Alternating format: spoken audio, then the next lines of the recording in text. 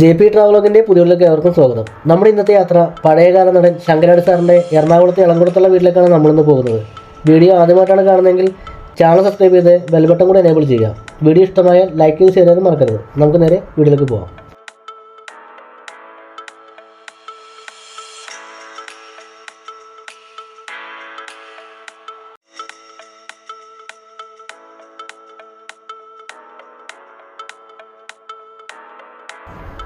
മേമന പരമേശ്വരൻ പിള്ളയുടെയും ചങ്കരാടിയിൽ തോപ്പിൽപ്പറമ്പിൽ ജാനകിയമ്മയുടെയും മകനായി 1924 കൊച്ചിയിലെ ചെറായിൽ ജനിച്ചു.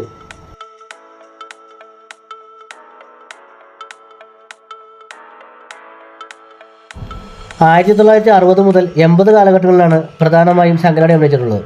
അടൂർ ബാസി, ബഹദൂർ എന്നിവരോടൊപ്പം മികച്ച ഹാസ്യ കഥാപാത്രങ്ങൾ അവതരിപ്പിച്ചു. കാബൂളിവാല, ഗോഡ് ഫാദർ, കിരീടം, ചെങ്കോൽ എന്നിവയിലെ അദ്ദേഹത്തിൻ്റെ കഥാപാത്രങ്ങൾ ശ്രദ്ധേയമാണ്.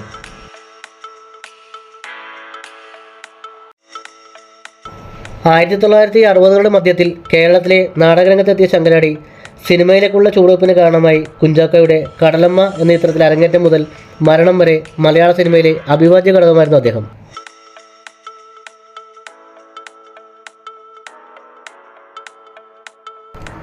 ആയിരത്തി 1968 P. വേണു സംവിധാനം ചെയ്ത മലയാള സിനിമയിലെ ആദ്യത്തെ മുഴുനീള ഹാസ്യ ചിത്രമായ വിരുദൻ ശംഖുവിൽ അദ്ദേഹം അഭിനയിച്ചു.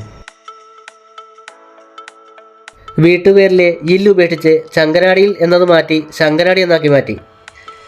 ശങ്കരാടിയിൽ എന്ന തൻ്റെ മാതൃപരമ്പരാഗത കുടുംബനാമത്തിൽ നിന്ന് ശങ്കരാടി എന്ന തിരശ്ശീല നാമം സ്വീകരിച്ചു.